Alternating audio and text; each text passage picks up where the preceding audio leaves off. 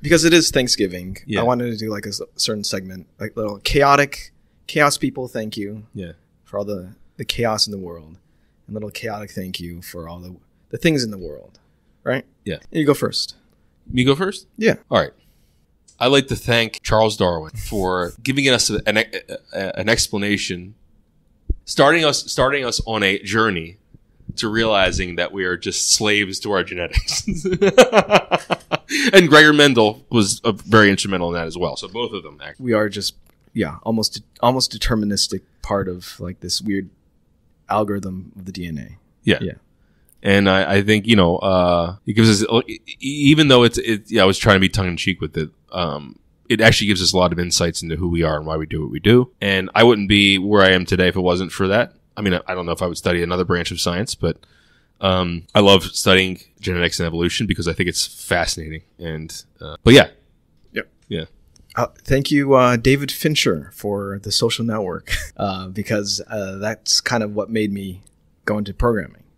Really? Yeah. So I watched, because I graduated as a philosophy major, or philosophy and math. And then I went to pre-med, didn't get into any medical schools. And so then, my dad said, all right, you can get some padding, go to like higher level biology and then try again later, or, work at a hospital or something to develop your resume. I just watched The Social Network and then I'm like, okay, I can make this. And I learned how to program in like 3 months. Just like I always wanted to ask you how you went from philosophy to programming. I went philosophy programming, or philosophy math to pre-med to programming and just all social network kind of stuff. Really? Yeah, I read the open source for Drupal on PHP. Learned how to program. Fascinating. And you built a career just based on your self-taught knowledge of how to code. Like your drive was that. Yeah. So thank you, David Fincher, for giving me that, and now being a cog in the social, or in the engineering world, where I have to like type in and debug code and get stressed about like dealing with younger programmers. Thank you. I would like to thank a teacher that I had. I won't give his last name. His name is John. And if you guys listen to the Multiverse Me episode, that I kind of transitioned from law enforcement to genetics, science, biology. And I remember when I went back for my master's, I had to take some prerequisites undergraduate courses, and the first one I took was cells. Damn. So it's like, undergraduate cells. Right. Bio 101, basically, right? This is like you're going back into it, right? Like last time I had biology was sophomore year of high school, which was... Oh, damn. So and I didn't pay attention at all. Right. So basically, I get into the room, and it says, stadium style seating and whatever. I sit all the way in the back because I'm like older. Everyone's like freshmen in college, right? Mm-hmm. So I'm sitting there, and this guy gives a quiz the first day, and it's a 5-question quiz. Bro, that could have been in Greek, and I would have scored better, right? Damn. I didn't know what the fuck he was asking. I don't remember what it was, but it was about like enzymes and all this stuff, right? Right. So I just circle whatever, basically. At the end of the class, I go down to the bottom of the class, and I said, listen, I don't know any of this. Like, I feel out of place. I don't know if I can do this. And he looked at me and said, I'll teach you all the biology you'll ever need. And I came back the next day because he said, and I don't know where I would be if he didn't say that. Damn. So like the teachers matter, right? Absolutely, dude. Yeah. Respect your fucking teachers, man. Yeah. Or and also like it's also like this almost Confucian style of like you reached out to him and he reached out to you. Yeah. You had a genuine moment with him, and therefore he was able to have genuine moments with you. Yeah. I think if you are a student, reach out to your teachers. They're as human, you might be young, you might think that they're just doing for the job or whatever it is, or they're jaded. No, talk to them. Yep. Yeah, and you might be surprised. And then I wound up getting an A in the fucking class, dude.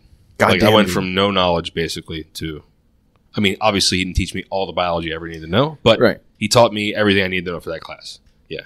God damn. Yep. So it's like I was like literally gonna like switch out and stop. I was like, this is beyond me. I have no idea what the fuck he's talking about. Yeah, it was. Yeah, now to PhD geneticist. Yep. Yeah. Just took one person to say the right thing to me. That is crazy. Like that one just like a if you think about yourself as like a species, right? And just like a radiant, like all the multiverses of you. Yeah. If he didn't say that. Right. I don't know. I'm pretty damn sure I wouldn't have went to the next class because I was scared, bro. I was like, this is too much. Yeah.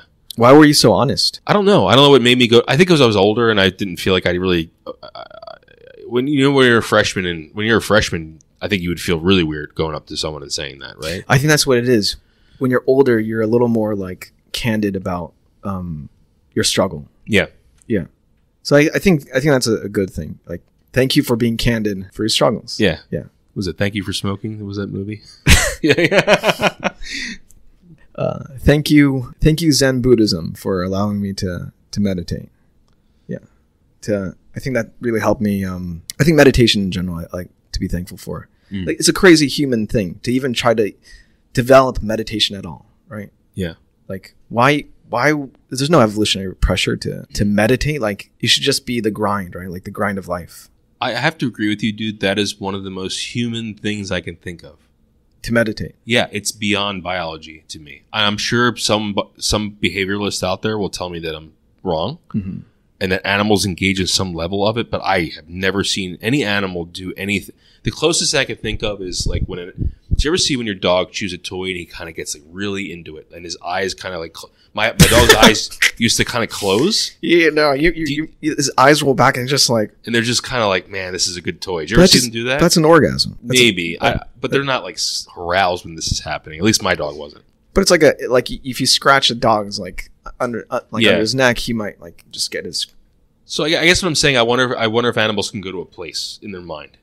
I wonder of more bliss. Yeah, like just by triggering, like just being by doing something, they can trigger this state. Yeah, right. But anyway, I think regardless, even if there is an analog somewhere, I feel like that is probably one of the most human behaviors I can think of. Yeah, I think the most human behavior for me is contemplating suicide. Yeah, I think that's another very good example. Yeah, so like, I struggled with it like a long time ago. Yeah, and like I think meditation kind of eased me out of that, and I think that's. Do you think they're opposite ends of the spectrum of each other?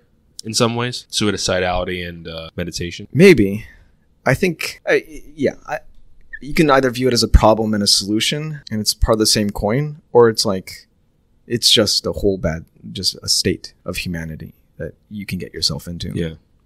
But meditation, definitely. Thank you to that. Yeah. This is a really dark question, but I'm going to ask it because it's chaos people. Do you think suicidality is a phenotypic? Is more regular in the cultural phenotype of Japan because of the culture that it was one of the few cultures that I can think of that it actually regularized its practice, especially with samurai. I guess what I'm trying to say is, do you think it occurs? The idolization of suicide, you mean, like of Japanese culture, is somewhat. It's less taboo than many other cultures. Probably it's the least taboo in Japan. Yeah. I wonder if it allowed suicidal people to persist more than other cultures, right? Yeah, maybe. Yeah. Because it's like if you show enough pride for your family, for your people to commit suicide for, you're also going to be like desired, I think, maybe. And you would have children before you did it. Right. Pass those genes on. Yeah. I'm just wondering, yeah. Yeah, that's probably true. There's at least some selective pressure for it. There's some percentage. Yeah. But also, Japan's rough for young kids. And like it's now, yes. The grind and everything. Absolutely. Yeah. So it's a whole full-fledged kind of issue. I wasn't trying to downplay anything you went through. It made me think about it. Well, I mean, like not to expose too much, but there's genetic correlation to the way I experience. Yeah. Those things. I understand. So. Meditation, thank you. Thank you, meditation. I'm really glad my co-host is here. In many ways. Here as in many ways. But we're just one thing. If I committed suicide a long time ago, it's just been like, it's just we're one thing, right? Yeah. You would have my ripple effect on society would have existed in some way, maybe. Like a 6th degree might have reached you, the ripples. Yeah. So, I mean, I guess like be proactive with life to make a lot of ripples, positive ripples. So and if when you are gone, So when you are gone, those ripples can affect me and you and everyone else. And if you are feeling that way, man, go get help. Call the hotline, talk to your friends, whatever you got to do. And think about meditation as well. Yeah. Like it's good to occupy your mind with solutions. Yeah. And meditation is a potential solution. Okay, that I have to somehow. Fucking dark, dude. I have We're to supposed su- to be like some I know. tongue in cheek about. Sorry, I have to somehow come out of that. Let me Carl think. Sagan. Do Carl Sagan. Thank you, Carl Sagan. Yeah, it's a good one. Thank you, Carl Sagan, for providing us memes, but mostly because giving us the sense of wonder. And despite your gonorrhea, and he didn't actually have gonorrhea. Everyone was a joke from an old episode. Yeah. Anyway, like Well, he might have. he might have. You never know. Yeah. Yeah, and then he had to go cosmic nihilism to it, to meditate out of the suffering of the gonorrhea. But Yeah. I guess thank you for giving us a place to go, other than destruction, as an optimization strategy for the human race. And there's a lot of other people that are under that boat in that camp, but Carl Sagan was pretty influential to a lot of people. He was instrumental in getting that golden disc put on Voyager, right? That was all him. damn, The one with, all the sounds and the languages just and to, all like, that be stuff. able to- Because he truly believed in a future for humanity that was in the stars. So that was a big, yeah. And I think that's the reverberating effects of him, going to like, Elon Musk and people who are interested in like the space and whatnot. I think it's entirely based on that kind of. He popularized a lot of it and like made it more accessible to people. Yeah, absolutely. I mean, like Star Trek: The Motion Picture, the first movie Star Trek did was Voyager becomes self-aware, becomes AI. Yeah, It's like HAL, I guess. kind of. Yeah, but like I don't know what happened to it out in space, but somehow it became self-aware. I forget what happened, but I don't know if it came in contact with another race or whatever it was. But so yeah. Thank you, Star Trek. Oh, there you go. Yeah, thank you, Star Trek, for although the execution is not great at times, the moral dilemmas for each episode is quite intriguing, right? Like the Betazoid episode, even though it's a shitty episode, it makes you think about like, okay, if you do have Betazoid abilities, and like we go through Star Trek a lot, and it gives us a lot of content to work with. Thank you, Star Trek. Thank you, Scarlett Johansson. What are you? Okay, I need to know why you thanked her. There's nothing else. Nothing. Just Scarlett Johansson. Yeah, Okay, all right. I like that. Let's see. Thank you. This is a tough one. Thank you, video games. Yeah, you're a WoW guy, right? I think video games definitely, it's unfortunate that society, it's got, of course, much more mainstream now, but I think still to this day, video games are looked at very negatively, and you can easily get down a rabbit hole and become very addicted to them, and that is a negative. However, if I didn't play video games when I was a kid, I wouldn't be it was a level of escape for me, number one, from things that were going on in my life that I didn't want to be a huge part of. Two, I learned so much from playing video games, just from reading text, right? I remember when I first played like Final Fantasy, I learned so many new words. Yeah. That I wouldn't have learned any other way, I mean, a lot of useless ones too. Like I don't need to know that what an elixir is or something. But no, you do, right? I guess so. Or a Phoenix Down. I don't need to know. Well, Phoenix Down was a weird one, but let's think of like, reagent, right? All right. Before I got to chemistry, I knew what a reagent was because of WoW. It was Final Fantasy. Oh, you mean? Yeah. Oh, wow. Yeah. Yeah. You know what I mean? Like all these kind of things. Like, yeah. Yeah. There's definitely it's a Venn diagram of knowledge out there in a more presentable way, and it's whatever world experience you have, that Venn diagram can be more overlapped, right? Yeah. Yeah. I think video games are, in its best form, a very, very good exercise for people who are, intelligent. Like, I think intelligent people really like video games because it gives them a stimulus that's better than just watching TV. Well, it's interactive. It's interactive, yeah. Yeah, I think the interactive, which I don't get with like Twitch and everything, when you watch people play. I never understood that. I mean, I'm too old as a person to. I will say this, like I thought that too, and I still kind of think that way. Like, why watch someone play a video game? You can play, but that game I told you about, Halls of Torment, I learned about it watching Asmongold, right? Yeah, like, but I mean, like you could have gone that through IGN, reading a review, and then. But I don't do that. Yeah, do you know what I mean? Like I would have completely missed that game if it wasn't for Asmongold. I see. That's my point. Right, which is a person who plays a Twitch streamer who plays. Asmongold's a Twitch streamer. If you don't know who he is, he's pretty big. But if you don't know who he is, yeah, we should do an episode on Asmongold one time. Yeah, he's an interesting guy, man. Yeah, he's an interesting guy. I think. Thank you. I mean, this is the end. Thank you to all the viewers, to everyone. To I mean, I said it before. Who validates our narcissism in some way. I mean, we wouldn't be doing this podcast if we didn't think we're mildly interesting or anything. Right. Right. But we're not, I think we're humble enough to think that we're not the shit either. We're just, this is fun. That we're doing what we would normally do on break anyway. Absolutely. And it's given us it's really kind of given us a way to, I don't know, I think we can detune a little bit. Like today, you know, as Nick and I were, before we got in this room, I was just like, man, today is one of those days. And I feel like 10 times better, you know, just kind of detuning a little bit, talking. Yeah. It gives us ideas. It's a way for us to talk about our research and like AI, which we'll get back to. We haven't done an AI episode in a while, but we'll get back. But I think the last and final thank you is to family, girlfriend, friends. Yes. Yeah. Like all the people in my life that make it worth living. Yeah. I mean, family is weird, right? The genetic similarity and the physical proximity in childhood necessitates some kind of event that you do yearly based on how the relational position on Earth around the sun. And we rejoice for some reason. Monkeys just rejoicing based on what the position of the sun. Yeah. Yeah. It's weird, but it gives you a smile, and please enjoy it, because we're on the tail end of our lives when it comes to like experiencing our friends and family. It's a handful of times probably see some of them. Yeah. So it's like, I only get to see my mom and my brother like once or twice a year now, you know? Yeah.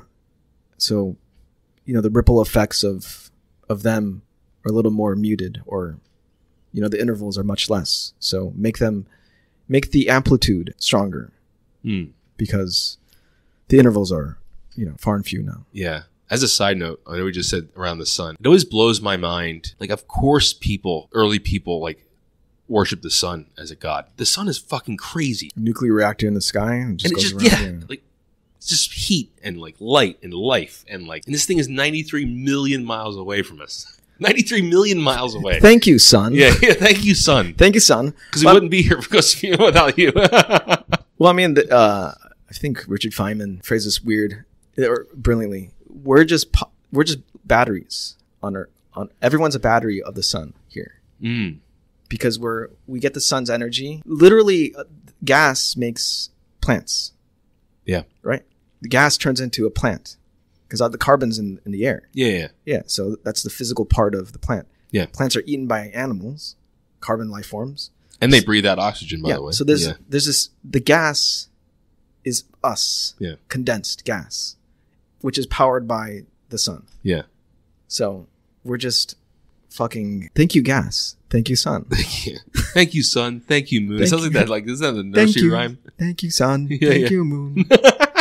Oh, it was Good Night Moon. Good Night Moon is the book. Well, a very chaotic thank you, and please enjoy time with family. I'm sorry about the penis, all the penis. Thank you, vagina. We haven't forgotten about you. Yeah, we're a little one-sided on this podcast, but thank you, vagina. Yeah, thank you, vagina. The butterfly in our lives, the reason for living. The butterfly in our lives, the flower, the beautiful flower, the curtain behind. Oh, the curtain. The Wizard of Oz, right? The Wizard of Oz. Yeah. Imagine the Wizard of Oz guy, like inside the vagina. He's just like pulling levers and just like making the projection. Yeah. Thank you for being a interdimensional portal for me and my kids. Yeah. We wouldn't be here without that either. Thank you, vagina. And thank you. All right. Have a good one.